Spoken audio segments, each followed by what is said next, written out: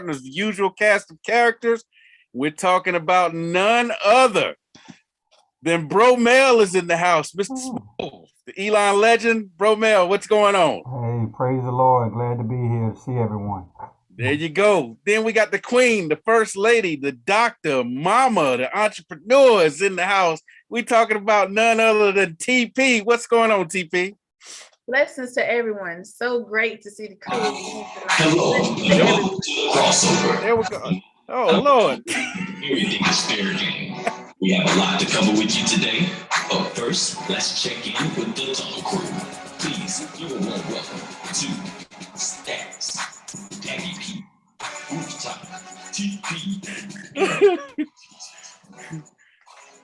All right. Well, hey, there go the music. Now let's get back to the lineup. We're talking to my man Radar. Radar Charles is in the house. Can you see tonight, Radar? What's up? You know what? I can see very clearly that the way is very narrow, but God is leading the way, sir. There you go. Yes, hey, sir. I could tell on that bracket you couldn't see because no, actually, your bracket was doing pretty good, man, until I think Sunday. Yeah. Hey, and then we got the man that brings Ag swag to the show each and every week. None other than Aggie P is in the house. Aggie P, what's up? Hey, what's up, Tunnel Crew? Aggie Pride nationwide. There you go. And then the Birdman is in the house. His Wake Forest Demon Deacons lighting it up over in the NIT. Representing the ACC, doing well over there. Bird, what's going on? What's going on, sir? Good evening. Good evening to you as well. Hey, and together, we are the Tunnel Crew, watching everything that happens inside and outside the tunnel, leading to the lines of competition in the world of sports. On this episode of At Home with the Crossover, we recap the week that was in NFL free agency, including Deshaun Watson is on the move. And we also check in on the women's tournament to see what happened there. Lots of upsets. Men's NIT, like I just mentioned, a lot of NIT action, including Wake Forest and Virginia. So the ACC well represented there. But we got much more. But first, we start off with the hottest stories in sports, and nothing is hotter right now than the big dance, the NCAA tournament, men's and women's tournament, because this year, hey, the women's, after the fight last year, this is Women's Month, National Women's Month, and after the fight last year, the women getting a lot of love too, finally get to use the March Madness logos on the court and everything, got better training facilities, better food and everything. Hey, and it's showing up in the results, y'all. It's showing up in the results. So like we say, it's the hottest stories in sports. May not be what everybody else is talking about, but it's the things we, the Tunnel Crew, want to talk about. And we start with the NCAA tournament, like I said, and then there were three, okay? There were three left, ACT teams, that is, because we started the tournament with 5 ACC teams, and there are 3 left. Number 2, Duke, and when I say number 2 seed. Number 8 seed, Carolina, and number 10 seed, Miami. All got it done over the weekend. Duke led Michigan State by 9 points early in the game, early in the second half to be exact. And Michigan State came back and took a 5-point lead. And with 2.5 minutes left, Michigan State had a 2-point lead. Then Duke went on a 13-2 run and got the victory there, advancing to Coach K's 26th Sweet 16 in his career.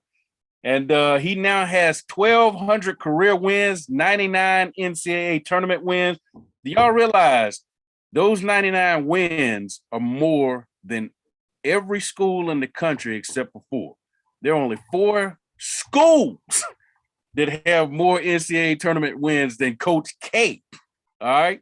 Those teams are Kentucky, Kansas, Carolina, and UCLA. They're the only 4. Now, Duke's in the top 5 too, but Coach K won all but 17 of their NCAA tournament games.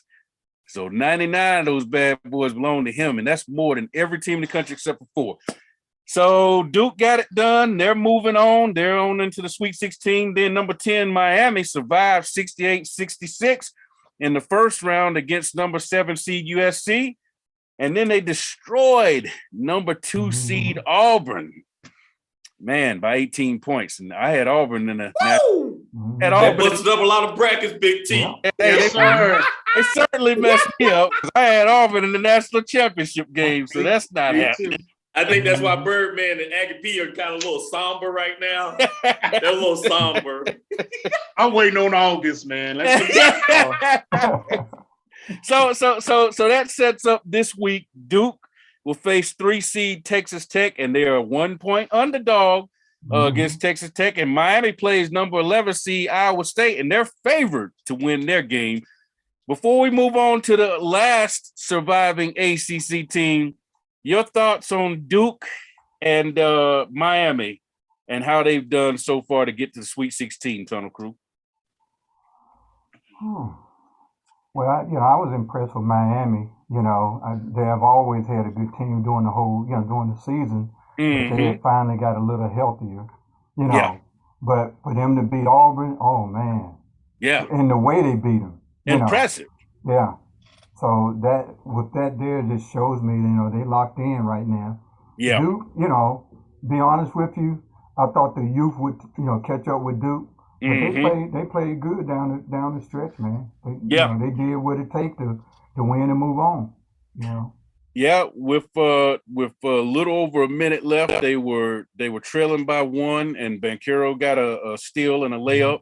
And then the next possession for Duke, Jeremy Roach hitting that big 3, that put them up by 4. And that was pretty much lights out at that point. You can see it on Izzo's face when they showed his reaction to that 3-pointer. He looked like he was hurting, man. He looked like he was in pain, because I think he knew that was it, And hey, you got to give Duke credit. TP, your thoughts?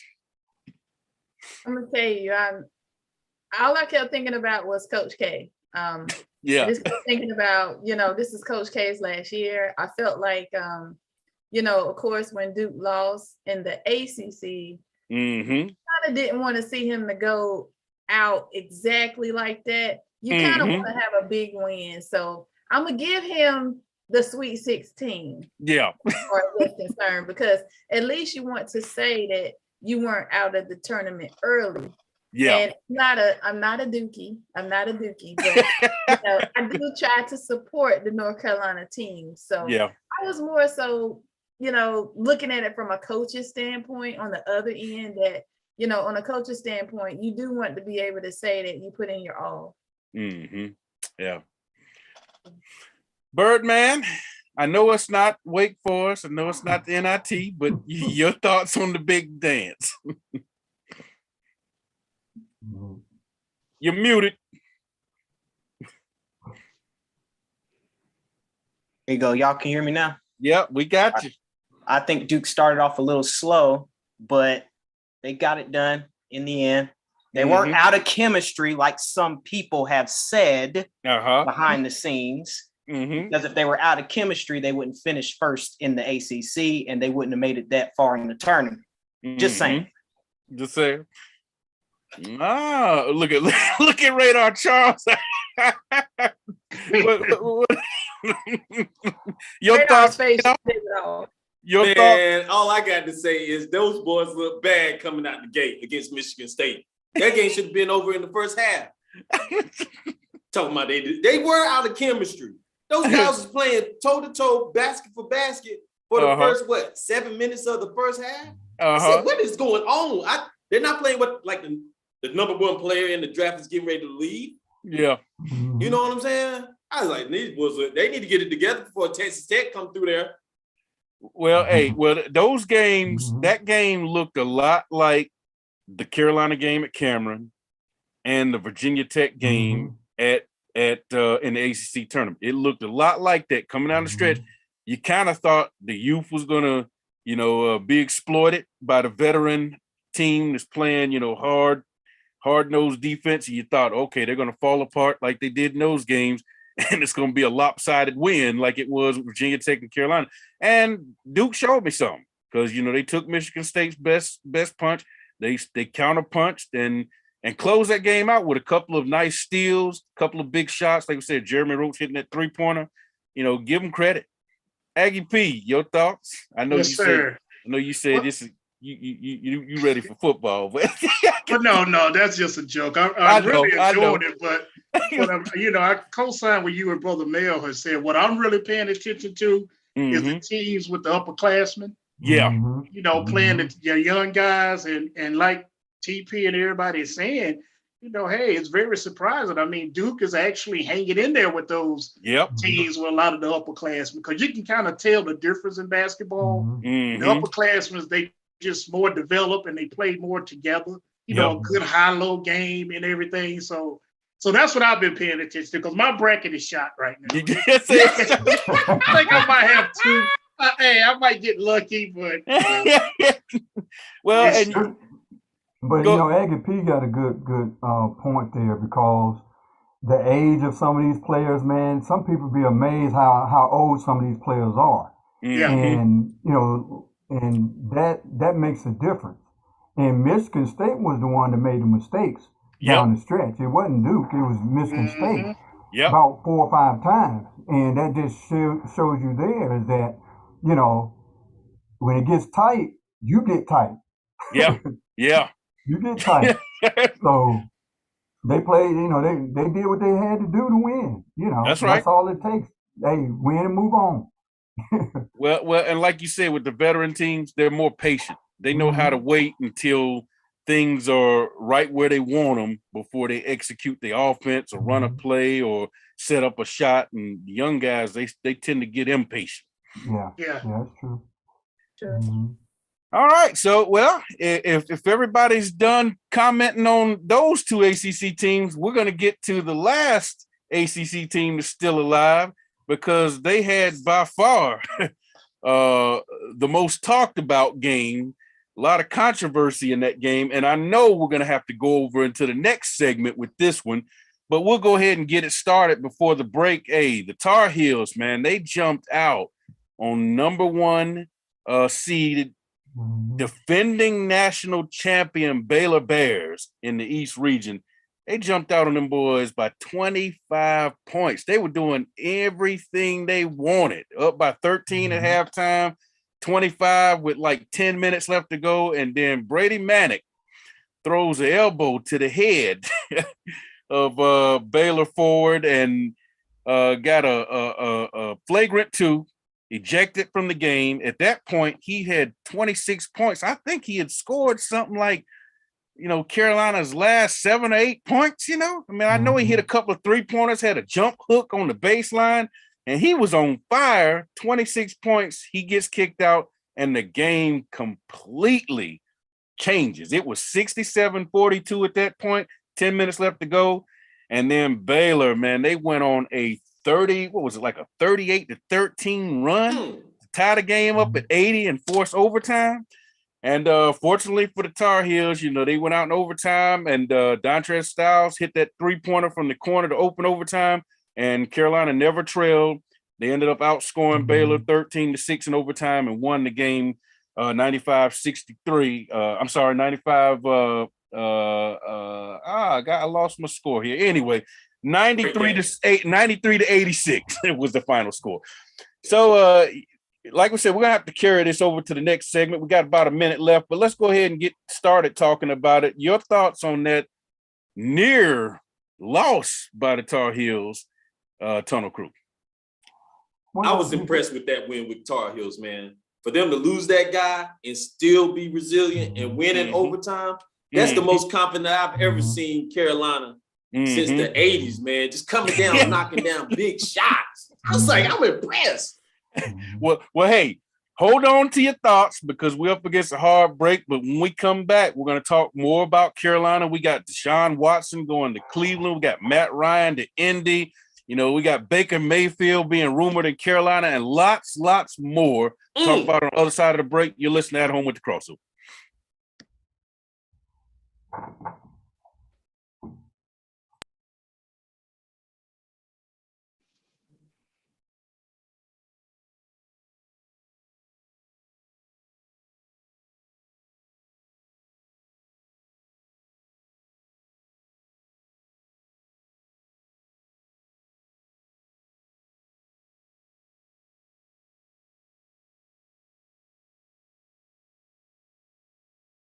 just occurs so that I can offer you the appropriate coverage as well as the affordable price for your insurance needs.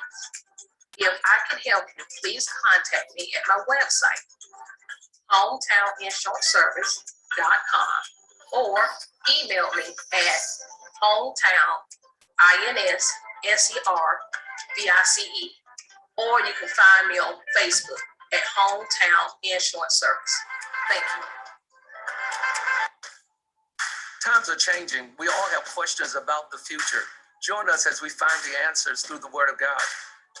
Love and Faith Christian Fellowship invites you to join our congregation. One church, 2 locations, Greensboro and Kernersville. We're helping people on their path to find God as we provide spiritual leadership and growth through diverse ministry. Celebrating over 25 years of ministry. Join our Love and Faith community where Jesus Christ is Lord and the people are loved.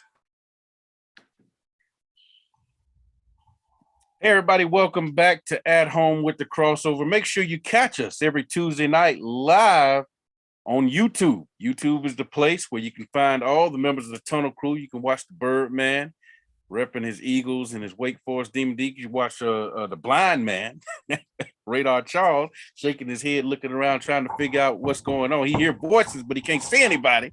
You can see the Queen, setting up her next business venture in the mansion. And Aggie P representing A&T as usual. Hey, Bro Mel looking smooth, sounding smooth, look like he in a recording studio representing the Lord. And all the members of the Tunnel Crew every Tuesday night, 7 p.m. live on YouTube. Go to the Love and Faith Radio YouTube channel. Be sure to like, share, subscribe, tell all your friends about it. Then on Thursday nights at 7 p.m., catch the audio version of the original Crossover Sports Show. Thursday night, 7 p.m. It can be found online at WLJFradio.com. You can also download the 100.7 WLJF app. It's available both in Google Play and the iTunes Store. All right, so we were talking about the Tar Heels being that last ACC team that's still alive before we went to the break. And they eliminated Baylor, like we said, after giving up a 25-point lead and allowing Baylor to force the game into overtime. Baylor became the 5th straight defending champion to lose in the first weekend. No defending champ in the last 5 tournaments has made it to the Sweet 16. So that trend continues. Don't want to be a defending champ, y'all. And then you had just a little side note here. Number 15, St. Peter's upset number 2, Kentucky. And then they said, we're not done. They went on to upset number 7, Murray State, and advanced to the Sweet 16. So, they're the other big story outside of the ACC teams we've been talking about. But getting back to the Tar Heels, a lot of talk this week about the refereeing. Refereeing. Everybody wants to know, what was going on with their refereeing, because it seemed like there was a lot of favorable calls going Baylor's way, a lot of help, and a lot of bad calls on the other side that allowed that 25-point lead to disappear. TP, is anybody in the social media world commenting on that game and got any thoughts on what the referees were doing? Well, we still have Small Wonder with a flushed face, and I don't blame him whatsoever. It's more like a face like what, Yeah. And, I can tell you this, being on the administrative side, especially when it comes to the NBA, even though this is the NCAA, because of course referees have to go training, of course, as you know, like elementary, high, and up. I can tell you this, even though it is one of the hardest jobs to do, it's not easy to catch everything. When you do see that some plays start to seem a little bit more favorable, you notice sometimes you don't see them rest for a little bit, and that's because they constantly have to go back into training, because it's a lot on the line. This is not we made a mistake, go play again type of thing. This is no, you're getting pulled for some games, you're gonna get right back into training. And I wouldn't be surprised, and I wanted to see, are they going to start finding some of these reps? I wouldn't be surprised, but I can tell you now, that training behind the scenes, you won't see them rest for a little bit. Hey, you say they get spanked by the NCAA, huh? They get a whooping. Oh yes, you do. You get certain fines because especially if they're finding out that you are trying to bet or do certain calls. Mm-hmm. But see, that's another reason why at the end of a game, I'm sure Bro Mel could tell you at the end of a game, you know, you have the police with them and they pull them because people are physically want to fight them at their game. You have to have a whole separate locker room, all of that. Yeah. And see, the thing you have to look at too, they don't want to throw each other under the bus. Yeah.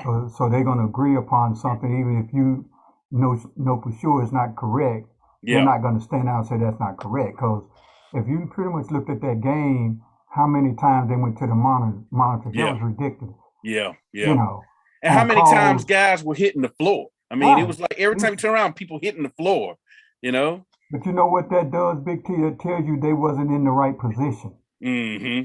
Yeah. That's what it is. Each one of them have a position that they have to oversee, and someone wasn't in the right position to make those calls. Yeah. You know, but you know, long story short, you probably won't see them for the rest of this tournament. You know? Guarantee you, you're not going to see those three guys. They won't rep again together. They definitely not going to rep individual neither. Yeah. You know? Radar. So you tell me that was a bad call? The elbow. No. Okay. Let's go back to the elbow. Okay. When I saw the elbow, I said, okay, by the letter of the rule, because they had the referee, the guy that oversees the referees for the game call. And he said, letter of law, he called out the way it's spelled out in the rule book and everything. He said, letter of the law, that is a flagrant 2. He said, now it's one of those optional calls, though, where the referee can decide he wants to make it a flagrant 1, or he can go by the letter of the law and make it a flagrant 2. So if he goes by the letter of the law, you can't fault him, you know? So when I heard that, I said, okay, by the letter of the law, he should be ejected. I had no problem with that. A lot of people are saying that was their biggest issue. I didn't. I had a problem with the stuff that happened after that. You know, you had the guy with the mullet. I can't remember his name for Baylor. He runs up on a trap on Caleb Love at half court, knocks him over the line, and they call a backcourt. I said, well, how did he end up in the backcourt? The guy ran up and knocked him back. I mean, he literally, it was like a football tackle. And they didn't call it, you know? And so you saw a lot of stuff like that. You saw the one where the guy touched the ball on the baseline with under a minute left to go and his foot's out of bounds. And you got a referee that's sitting there with the perfect angle to see it, and he gives Baylor the ball. And Carolina complained. They went and looked at it on the monitor, overturned it. You know, and I'm like, you were right there, though, looking at it. Why did it have to go to the monitor? So that's the problem I have, is it was just ridiculous. I had a problem too with the same guy with the blonde hair when him and the Carolina player, when everything happened after that, the very next player, it's almost like he was having a wrestling match. Yeah. Flop. I mean, it just flopped, just flopped. Yeah. I mean, he's a professional flopper. Yeah, right? He is. You talk about Sochan, yeah. It's just flopped 2 and 3. Like, where did this come from? You know, something Radar would do. Oh my goodness. You know, it was just like that. And I'm telling you, it's one of the things that makes me so mad. And I'm gonna be honest, at that moment, I didn't care who was playing Carolina. Yeah. I cared the fact that it wasn't right.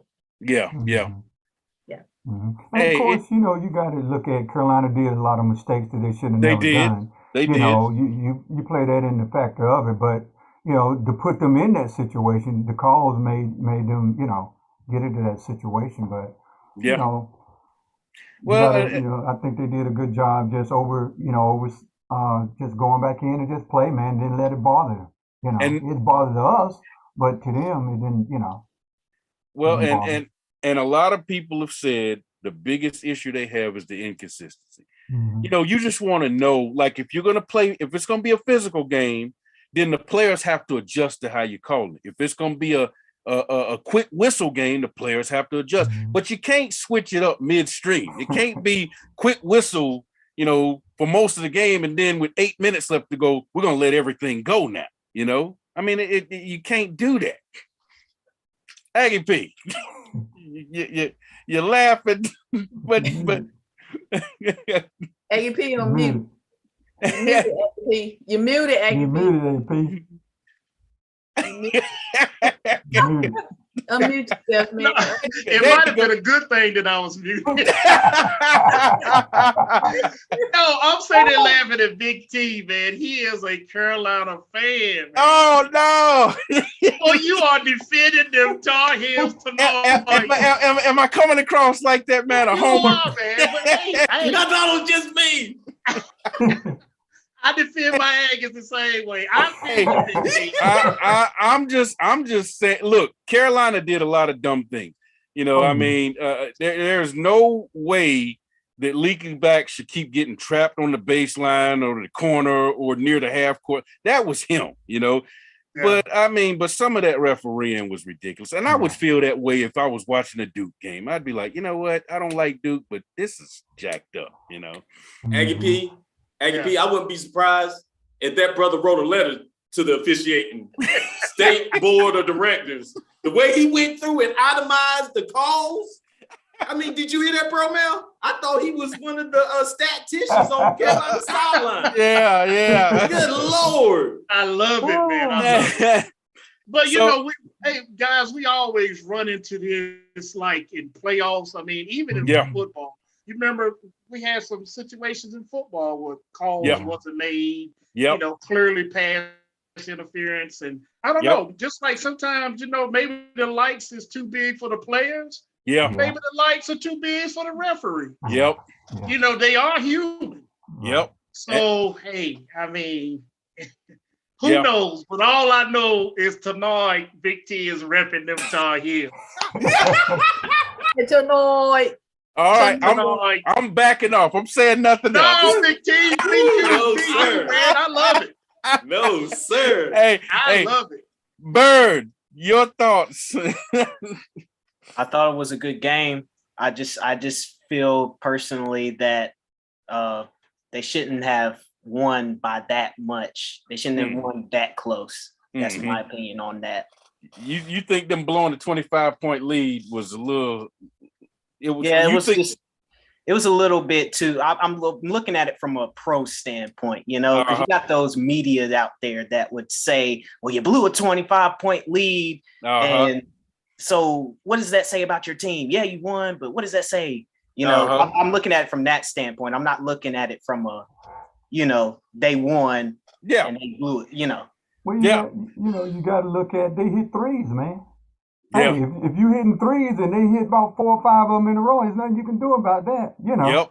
Well, and like I say, the dumb turnovers by Carolina. I mean, they had so many of the turnovers out of the trap, you know. I mean, they just couldn't handle the pressure. They took advantage of it. Baylor took advantage of it. You're exactly right. Baylor took advantage of it. Leaky can't take it out of bounds. He can't throw it in bounds. And then he won't get out of the corners.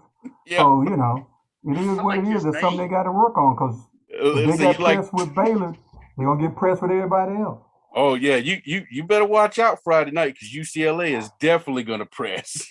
You know, one of the things I wanted to remind us about that I just thought about is Baylor was listed as number 1. Yeah. So, you know, anytime, you know, and we've seen this because they have moved the tournament, which is anytime you're going to play a Duke or you're going to play Carolina or you play any Carolina team, period. They feel like if they can just win, especially against Carolina, then they know they can run it. They know that they can do top seed.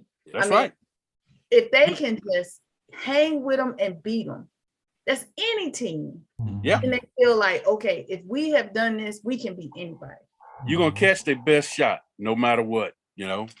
And Baylor had something to prove because they were the returning champs. And they beat the team last year handedly. Yeah, that's right. And they had players coming back. So they were supposed to show out. Yeah. That's why they're supposed to come back from that type of deficit. Right. Hey, jumping over to the women's side, hey, the ACC well represented there as well. You got NC State, man, made it to their 4th straight Sweet 16, man, you know, as a number 1 seed. And then you got number 5 Notre Dame, man. They put up the most points ever in school history in the tournament. you know, and they've made the Sweet 16 11 out of the last 12 years. And man, their 44-point victory was the largest ever by a lower seed in the tournament history. So they put a beat down on them out there. And you know, Carolina's women, they won. So they're in the Sweet 16. So you got a lot of representation from the ACC moving over to the Sweet 16 on the women's side as well. Tunnel Crew, you think any of these teams from the ACC can go all the way and cut down the nets? Hey, Carolina's got Dawn Staley in South Carolina coming into Greensboro on Friday. You think they can get it done?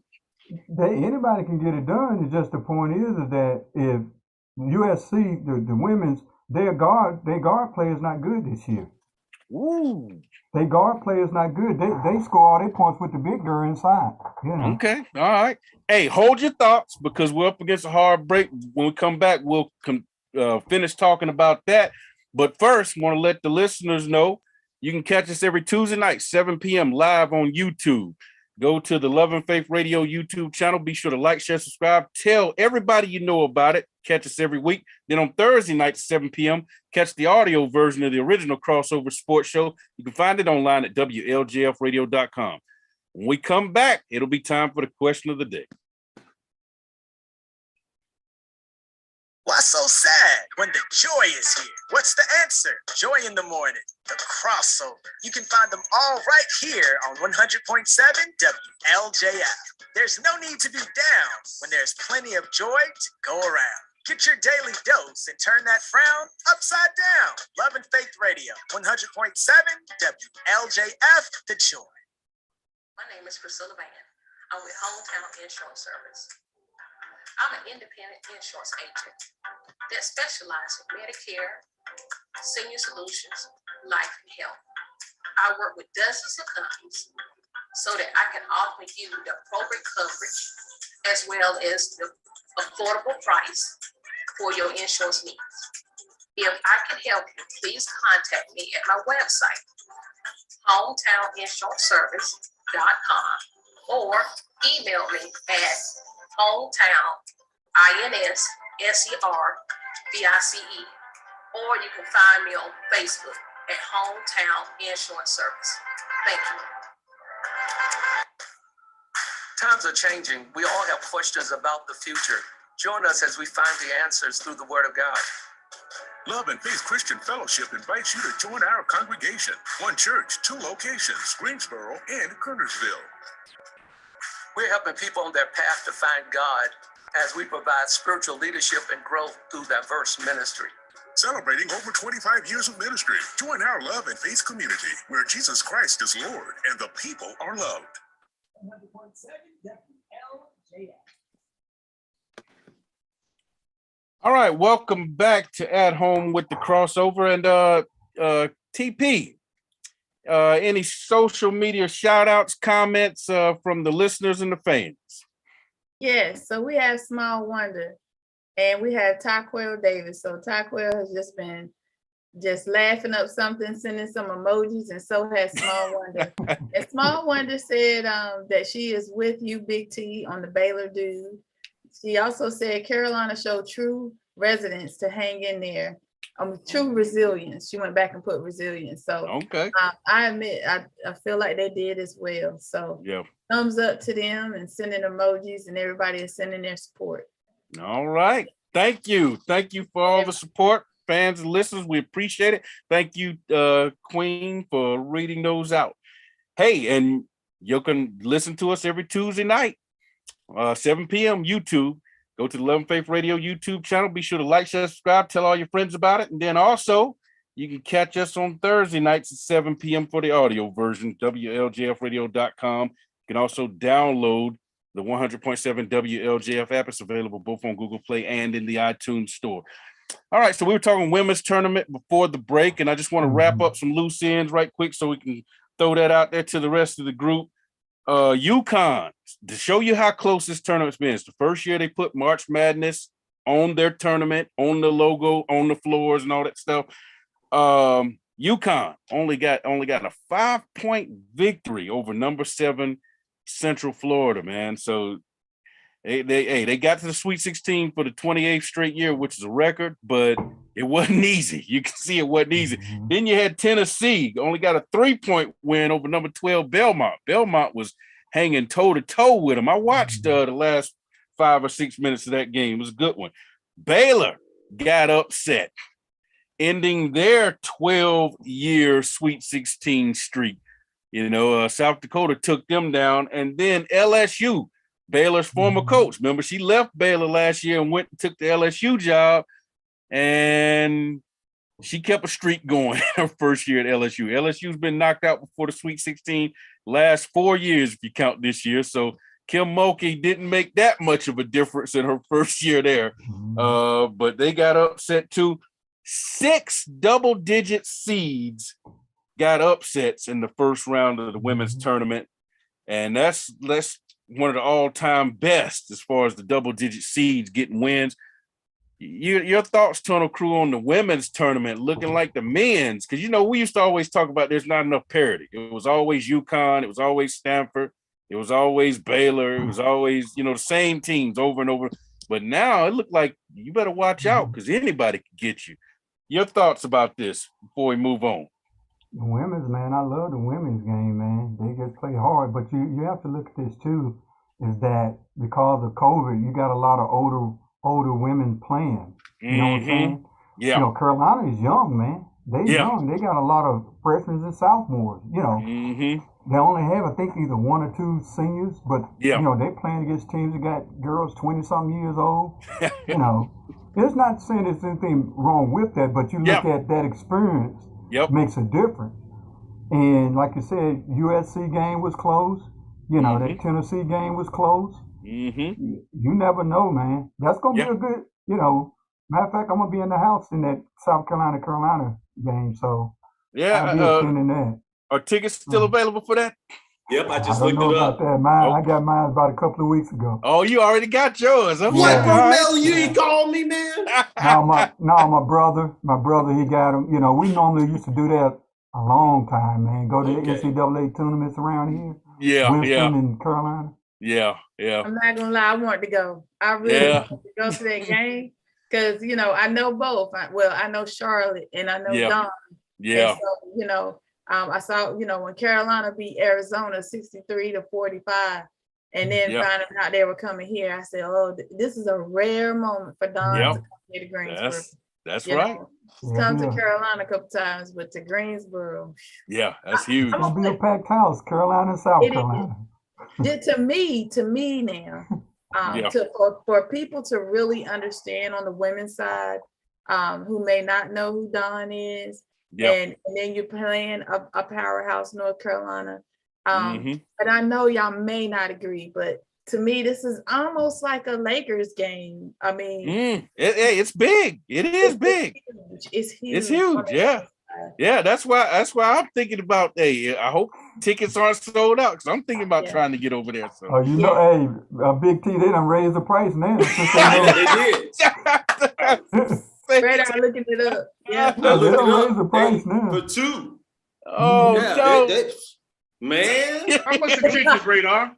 How much are they? He looking them up. It's about 90.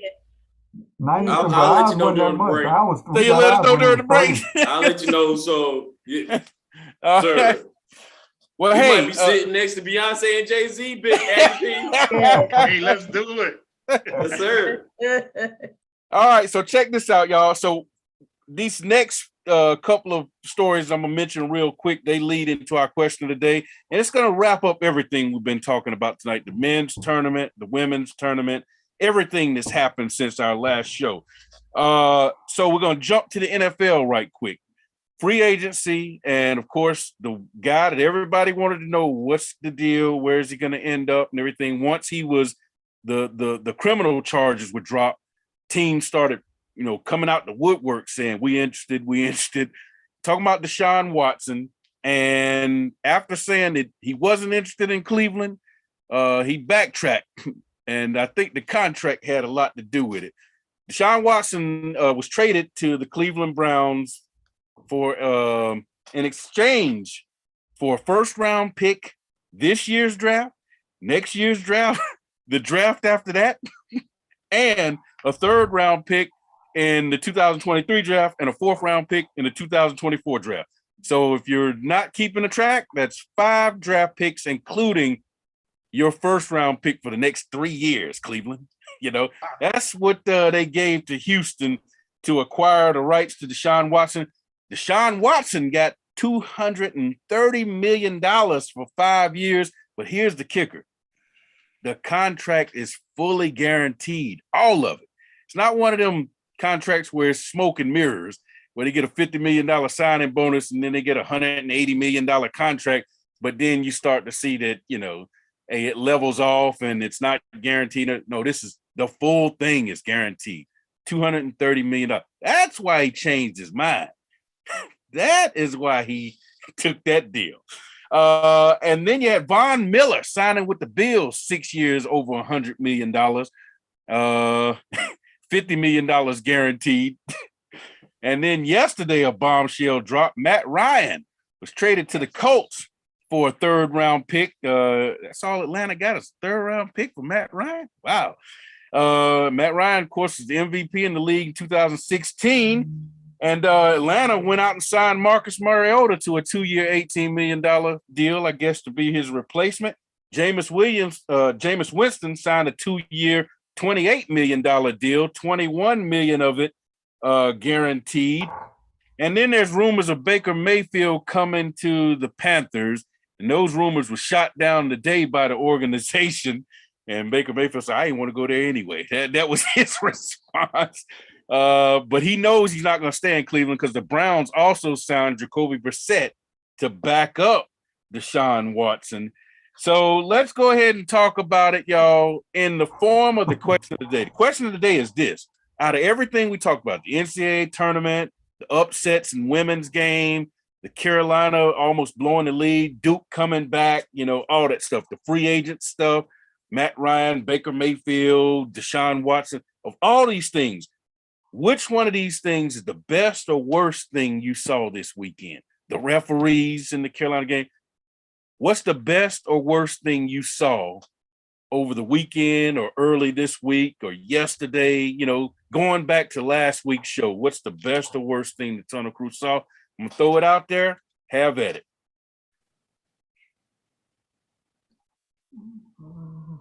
By the way, all worse. Best or worst. And hey, don't forget about, the 15 seed St. Peter's pulling a couple of upsets, getting the Sweet 16, becoming only the 3rd 15 seed to ever make it to the Sweet 16. 14th year in a row that you've had a double-digit seed advance to the Sweet 16. Any of these things, best or worst. I'll lead us off. I think the refereeing was the worst thing I saw. Yeah, I'm still talking about it. Refereeing was trash. Terrible. Surprised. So I'm gonna go ahead and get y'all started. Refereeing was terrible. I got one. I had the luxury of watching the Carolina game with a bunch of Carolina fans, and to see their disappointment when Macon went out. Oh, that was the best feeling in the world as a Duke fan. To see all the air get sucked out the room. I was like, whoa. And when that lead got lost, y'all was sick, boy. Oh, they were ready to sue and fight and everything. I was like, oh, y'all boys. But I bet you it was a different story when they won, though. What? Yeah, but they were still mad because Macon got put out the game. I was still loving it. Well, that's all right, man. I could be back Friday. Next. I'm gonna go ahead and go. I have a best and a worst kind of together, guys. Okay. The best is I'm glad to see Matt Ryan going to Cleveland. Yeah. Because he's played behind an offensive line that's terrible. Yeah. And Matt still have a couple of years left, I believe. Mm-hmm. And I think he can get some good stuff done in Cleveland. You mean Colts, Indianapolis? I'm sorry. Yeah, the Colts. Yeah. I'm thinking Cleveland because I feel sorry for Baker Mayfield. I mean, think about it. Yeah. You bring Deshaun in, that lets you know you got to go. And then from my understanding, he was courting the Colts. And then the Colts was like, nah, we don't want you. We're going to go get the older guy. So right now, and then you just let us know, Big T, that he thought he might be going to the Panthers, I guess. They don't want him. So the jury is still out. Where will Baker Mayfield end up? Yeah, that's true. And there aren't that many openings. I have no idea where he might go. Yeah, there aren't that many openings out there either. And then you go from being a first string quarterback, you might possibly have to go to a team and back someone up. Yeah, that's right. That's right. Hey, that's the worst part of it. I just feel bad for him. But when you come in and you overrate it, this is the type of stuff that happens. So yeah. Next. I'll go next. Okay. So I think I have 2 worst and 2 best. So one of the worst is these prices that Radar is letting us know about. $100 and something or $221. Yep. I guess I won't be going. Yes. The other worst is the referees. Okay. Yeah. And the best is 2 things. One is the fact that we have some good basketball this year. Mm-hmm. I think we really needed it, especially because we're kind of turning that big corner around when it came to COVID, and it's good to see everybody rejoicing again. That's right. Rejoicing. So I'm gonna say that. And my other one is to see the women being able to people take it a little bit more seriously with the women. And I filled out my bracket, and I'm just so excited about that because I'm leading. I'm leading in my bracket, y'all. The queen is leading. Yes. I did pick South Carolina to win it all. Hey, Queens lead, so there you go. That's right. Yeah, I'm excited about Carolina women basketball, man. And some young girls. Yeah. And just to see them come from the beginning of the year to where they at now. Mm-hmm. Even if they don't beat South Carolina, I think they have made big strides for that program. Yeah. Since the last couple of years. So I'm very excited to see, what they're going to do. And like I say, they're young, man. Them girls not going anywhere. They're sophomores. Yeah. And so a lot of people don't watch women basketball. College women basketball. I like watching it because it's fundamental sound, man, and anybody can beat anybody on any given day. Yeah, that's right. Bird. I was gonna say real quick because I know we're running out of time that the best for me was the Von Miller situation. Oh, you surprised me. I thought you were gonna say Wake Forest, Bird. Yeah, well, we'll get to them later. We'll get to them later. I thought you would give Wake some love over there at NIT, man. We got a tough challenge. Yeah. They play tonight. No, that's tomorrow night. Tomorrow night.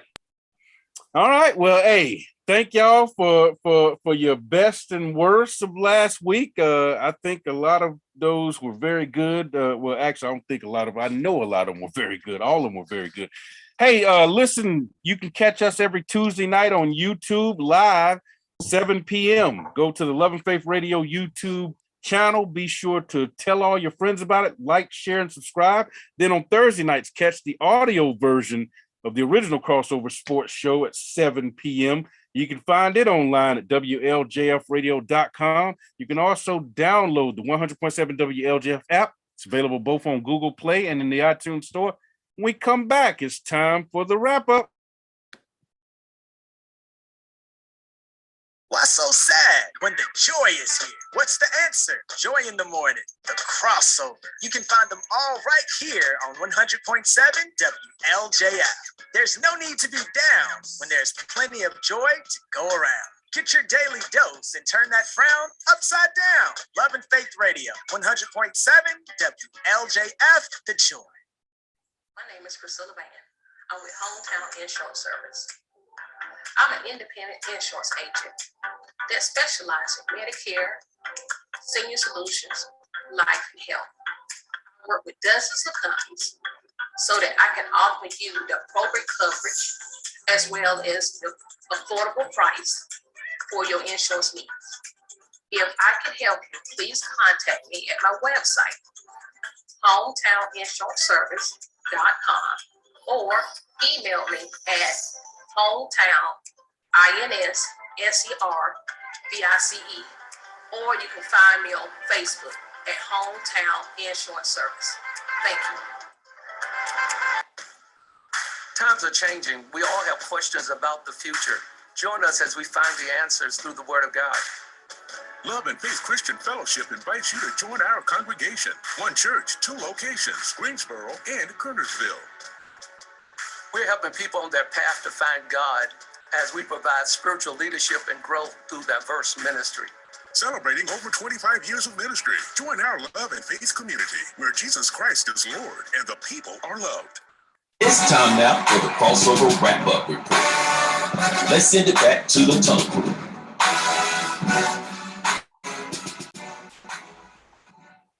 All right, everybody, welcome back to At Home with the Crossover. And quick mention here, y'all know the NIL deal. It's a new deal in the NCAA. Man, a high school junior, his name has not been announced, which is funny. Somebody said, I thought the whole purpose of NIL was name, image, and likeness. But there was a high school junior that just set a record for an NIL deal. $8 million he just signed as a high school junior. The most I've heard of a college player signing was somebody that signed $1 million. I can't remember who it was. They signed $1 million deal. This dude is a junior in high school, and he signed an $8 million NIL deal. So there you go. Welcome to the world of getting paid. All right, let's look at the results from last week. And we basically last week we picked the tournament. And for the tournament, we had to our results for the week were basically the games that the tournament that we picked. So it would be the first round and the second round, the round of 64 and the round of 32. And the results look like this. Let me see here. Me and Radar tied at 36-12 for the first 2 rounds of the tournament. Bromel was second. He went 34-14 first 2 rounds of the tournament. TP was third. She went 32-16. Aggie P was fourth. He went 31-17. Stats was fifth. He went 25-23. And Birdman was an even 24-24. So that's how the Tunnel Crew did in the first 2 rounds of the tournament. And so the overall standings for the the overall standing, there you go, there they are right there. Thank you, Radar, Birdman. All right, let's jump on to the next one here, the overall standings. The overall standings look like this. You got me on top with 68 wins. Bromel is second with 65 wins. Aggie P is third with 63 wins. Radar is next with 62 wins. TP is fifth with 61 wins. Birdman is sixth with 52 wins. And Stats is bringing up the rear with 49 wins. So that's how we looking for the Tunnel Crew. All right, so let's go ahead and, since we don't pick any games this week because we picked the tournament, so that's our picks for the next 3 weeks. We got to see how we do in the Sweet 16 and the Elite 8 for next week's standings. But let's go ahead and get the Tunnel Crew's thoughts on everything that has happened so far in the tournament. Your thoughts on, well, and you know what? Let me give everybody an update too. So we all picked the Final Four, of course, because we picked the bracket. Aggie P had Gonzaga, Purdue, Arizona, and Iowa. He's only lost Iowa. He still got 3 alive. So congratulations, Aggie P. I had Gonzaga, UCLA, Arizona, and Auburn. I lost Auburn. So I still got 3 alive. We looking good there. All right. Birdman, I owe you an apology because you had St. Peter's, and I thought you meant St. Mary's, but it was St. Peter's. I saw your bracket, and it was St. Peter's. Do y'all realize Birdman picked the 15 seed over Kentucky and over whoever they played in the last round? He picked them Murray State as well. So he actually picked St. Peter's to go to the Final Four. Can y'all believe that? Who picks Who made that pick, Big T? Birdman. Yes. That's good, Bird. I don't know what math problem you did. Come up with that. That's why I got one of these. Hey, and you know what? On last week's show, when he said that, I said, "You mean St. Mary's, right?" Because St. Mary's is the 5 seed in that region. And he said, "Oh yeah, St. Mary's." And then when I saw his bracket, I said, "No, it was St. Peter's." So yeah, ignore that St. Mary's pick from last week. It really was St. Peter's. So congratulations, Bird. But he's got Bird has Gonzaga, St. Peter's, Arizona, and LSU. So he's only lost one, LSU. Bromell has Gonzaga, Kansas, Kentucky, and Arizona. So he's lost Kentucky. That's it. Radar has Gonzaga, Baylor, Kansas, and Tennessee. So he's only lost Baylor, but he picked Baylor to win it all. So, that hurts a little bit there. Stats has Gonzaga, Kentucky, Kansas, Arizona, and the only one he's lost is Kentucky. And TP has Gonzaga, Kentucky, Arizona, and Auburn. She's lost Kentucky and Auburn. And then we had a couple of fans join in with us, y'all. Miss Small One, she's 5th in our standings, in the tournament standings. She picked the Zags. She picked Carolina. She picked Arizona and Kansas as her final 4. And she's got Arizona winning it all. And then Percy, our producer, he's in there as well. And he's got the Zags, Baylor, Villanova, and Auburn. And he's got Villanova winning it all. And then Miss Pfeiffer, Niecy Pfeiffer, the Birdman's mom. She got the Zags, Kentucky, Tennessee, and Auburn. So she's lost Kentucky and she's lost Auburn. But and she's currently in 9th in our standings. By the way, Percy, the producer, is currently in 6th in our tournament bracket standings. So there you go. All right, y'all. It's time for shout outs or shut up and play candidates. And we'll start with you, Bird. And shout out, I meant to do this last week, but shout out to the Autism Foundation for giving me this Eagles blanket. There you go. Bromell. I just shout out to everyone who watched this show. We enjoy you guys tuning in and encouraging us to continue to do the work of ministry. There you go. Love it. The Queen. But as we close out with only 30 seconds left, just wanted to say shout out to everyone. There you go. Aggie P. My shout out goes to Birdman for picking St. Peter's. I don't understand. I mean, I don't know how he do that after this show.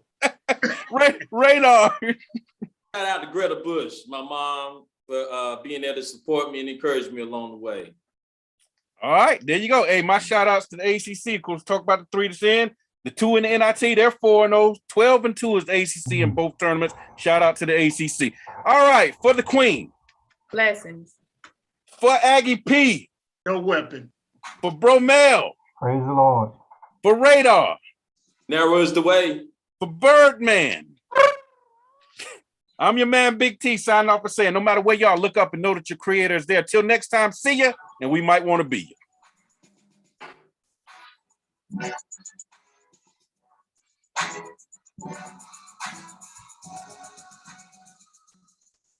That's all we have for you today.